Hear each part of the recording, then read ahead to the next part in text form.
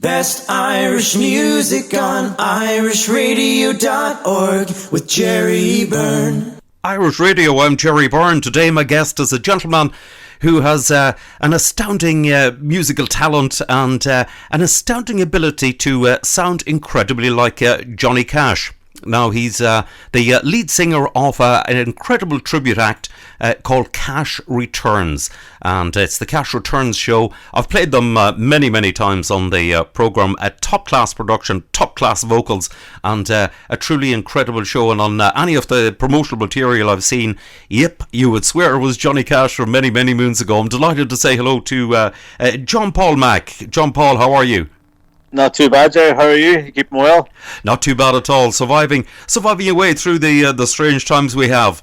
Yeah, I'm doing the same pretty much as what everybody else, every other singer and band's doing, sitting and watching Netflix and biding the time till we hit the stage again. Yes, indeed. Yes, Netflix has exponentially grown, the same as Amazon Prime and YouTube and all the streaming services. Yeah, I think we got into the wrong career. I might look into home entertainment after this. It's just I think it's the way forward. Indeed. Listen, tell me this. I know you've been involved in music for many, many years. How did the Cash Returns show start off? It was a bit of fun to begin with. I was taking part in a local competition here. It's a thing called back-to-back competitions where bars would compete with each other, kind of like in a tournament setup. And up until then, I'd only ever dabbled in karaoke. This would have been about just over 20 years ago, and I performed first time live with a guitar at one of these back-to-back competitions, and I was just singing stuff like Sweet Home Alabama, things that were kind of in the middle of the road. But around that time in 2003, Johnny Cash, just before he passed away, he released a song called Hurt. So I printed off the lyrics from my local library, and usually what I would do back then would have been singing the same key as the artist. Right. So this was an A minor, so I wouldn't usually sing that with that kind of deepness, that baritone, and I sang it for the first time in front of my friends for practice before the actual heat. And my friends would soon tell you what they thought of it, and they were kind of taken aback by the likeness to Johnny Cash. And from that, we went on to win the competition. And basically, someone then, a guy who heard me that night, said, "You should maybe learn more of the Johnny Cash stuff. Like you seem, you've got it down pat." So I learned Ring of Fire.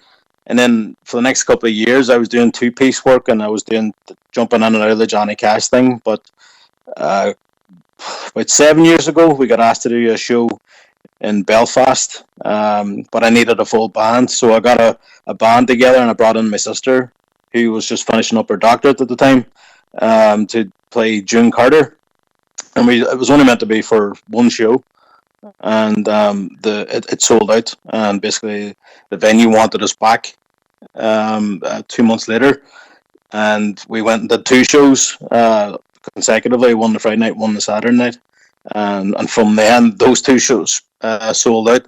And after that, then we started just playing in local venues around the country. We started playing in theatres, started playing in festivals, started doing a bit of corporate work, and it's been growing ever since, and we started doing stuff over in Europe and in the UK as well.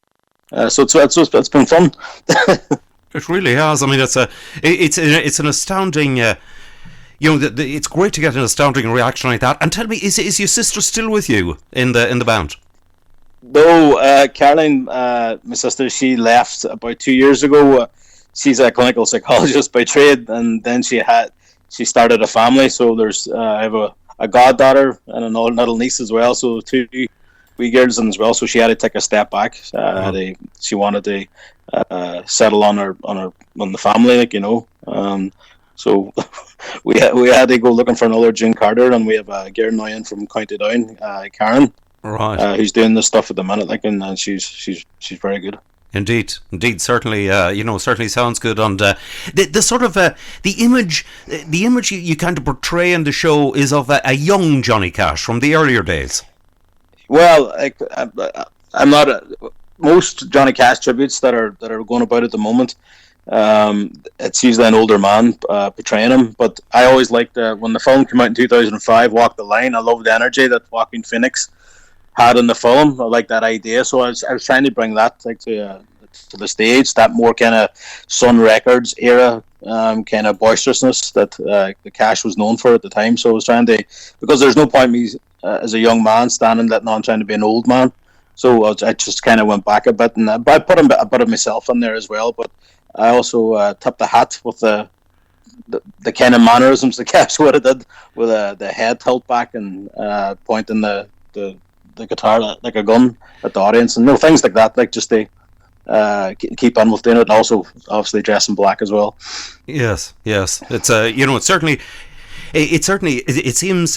it seems like a very sort of a polished as well as a music show, sort of as well as that it's a theatre sort of show. It's a performance show as well. Oh, it's performance. It has to be. Like, I think that you kind of have to, when people start spending £20-30 on tickets, you've got to give them something. So we spent a lot of time homing it, and went through a lot of videos, a lot of stuff that Cash would have done. We try to get the music as close to Cash as possible. But as I say, I'm not Johnny Cash. Like, so what we try to do, it's a tribute to. So I try to put a bit of myself in there as well, where Johnny Cash meets JP, or JP meets Johnny Cash, whatever way you want to look at it. Because I think if you go out and you just try to be just Johnny Cash, certainly Irish audiences don't really take to that as well. They know I'm not. I'm 5'7". I'm not 6'3" from Arkansas, so I've got to. I've got to play my part as well. Like, so I try to put a humour into the show as well and have a bit of fun. But as far as the music goes, it's strictly Cash. Right, excellent stuff. That is absolutely superb. Well done on well done on doing it. I mean, you were things were going absolutely swimmingly for you up until March, and you were booked out, and everything was just hunky dory. We had theatre tours, we had festivals, we had everything set up just like many other live acts, unfortunately, and this thing just came in and swiped the carpet from underneath our feet. And we were kind of hoping on hope that maybe it would take a couple of months and then things could maybe go back into place, but unfortunately that doesn't look to be the case at the moment. I think it's gonna take a little while before we see our fans again, and the way we would have used to seeing them, like, before we can get back onto the theatres. And indeed, it looks like it certainly it won't happen within the next couple of weeks, that's for sure. Certainly not. Even if it was months, we would know we could come around a wee bit, but I think it's definitely going to be a year or so. But hopefully, fingers crossed, it might not. There's a bit of the optimist in me yet, like, so we're hoping that it does. But at the end of the day, if we're holding a show, we need it to be safe for our crowds as well. Like, we can't be selfish and try and put it out there, as much as we want to do it. Well, that's the thing. Yes, I mean, at the end of the day, there's no use, people turning up to a show, turning up to a theatre, and being, their lives quite literally in danger from doing so. It just seems absolutely. Yeah, there's just too many unknown variables at the moment, isn't there? There's just nobody knows exactly. You hear one thing in the news, and then 3 weeks later you hear, no, that the virus actually it works this way. So there's a lot of things changing and then changing back. So it's at the moment it's just it's frustrating for bands and for venues and for pub owners and for music concerts venues. It's one of those things. But there's not much anybody can do at the moment. It's there's not. No. We're kind of stuck at the moment. Indeed. So, have you done any Facebook Live things or anything like that? Yeah, we've done a few. I've done a few Cash lockdowns up the stairs. Myself and my wife, she was doing taking the requests and things, and they went down really well. I didn't think many people would be tuned in, but yeah, we had some people over the world tuning in, sitting in a wee room in Glenmornan, finding out somebody from Sri Lanka, somebody from Boston, Massachusetts, somebody from New York, or somebody from Iceland tuning in to watch somebody play guitar, like, in a little room in Northern Ireland. It's crazy. That is, yeah. But it's nice to know that that your music's kind of getting out there, and people think that much of it that they want to tune in. You know. Indeed. So it's a fantastic. It's a fantastic medium, and social media is a fantastic medium for the fact that you can actually link up to people, and by the fact that you can actually, show your talents to an audience all over the world. It's it's incredible.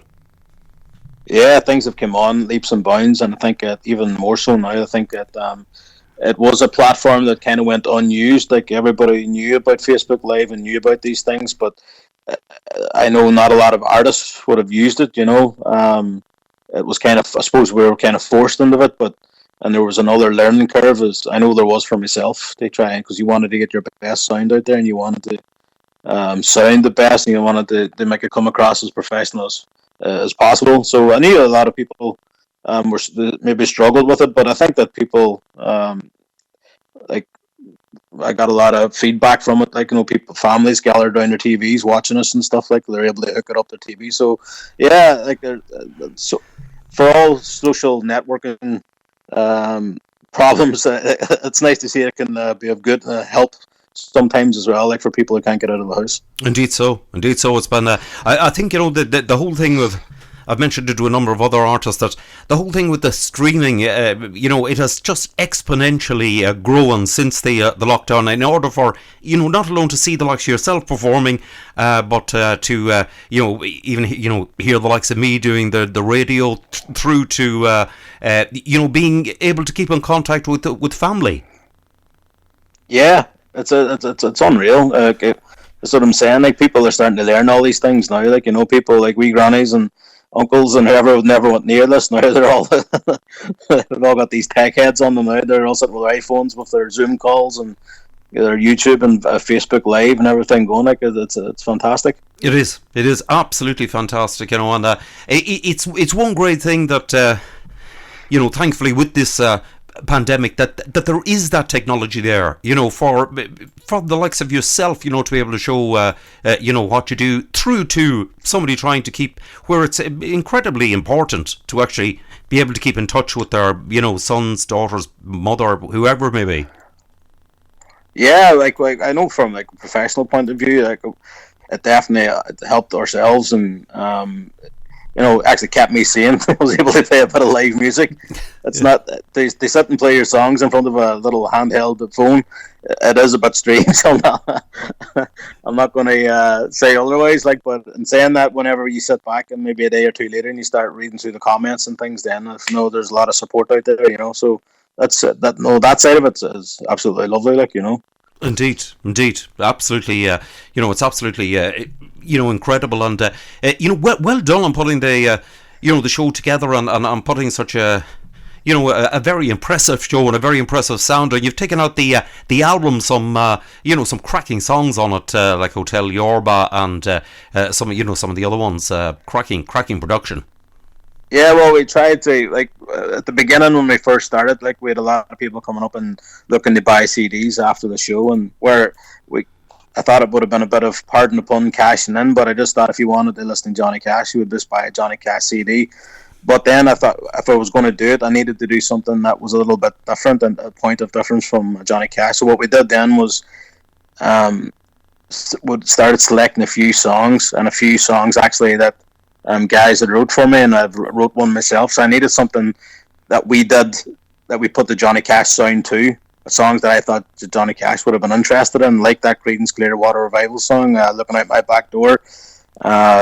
Hotel Yorba was a White Stripes song. It was always, I always heard that in my head as a Johnny Cash with the 3 chords and the boom, tick-a-dum, and I just knew that it would sit in there, So, and I have other ideas like for another album as well that we're looking at, but obviously it's taking a bit of a backseat at the moment. But we don't plan to be sitting still. Like, hopefully things start to pick up sooner rather than later, and hopefully we'll get our new music back out there. For like we must playing to all the fans at the weekend, traveling around the country. So fingers crossed that we can get back out and get at it as soon as possible. Indeed, as soon as it's safe to do so.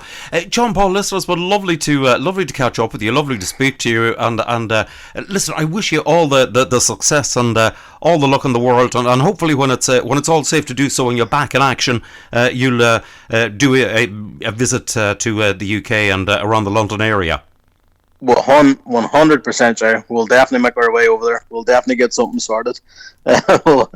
And thanks to all your listeners as well. Like, you're listening to like our stuff as well. So fingers crossed we can get a show together, and hopefully we'll get over to around London somewhere, and we can meet up. Great stuff. That'll be absolutely brilliant. John Paul, lovely to speak to you. Thanks a million. Gentlemen, thank you very much, Jerry.